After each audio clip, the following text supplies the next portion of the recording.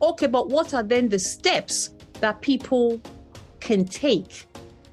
Let me answer again with the end point in mind.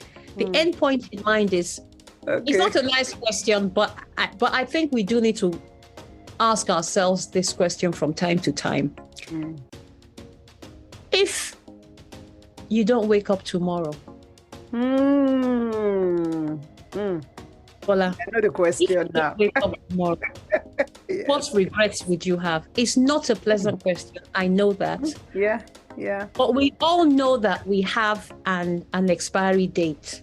Absolutely. We all know that, right? And we pray that expiry date doesn't happen for another 40, 50, 60, 70 years. Yes. But we do know that date is going to happen. Yes. When that date happens, what regrets would we have? And I think for me, PB, that was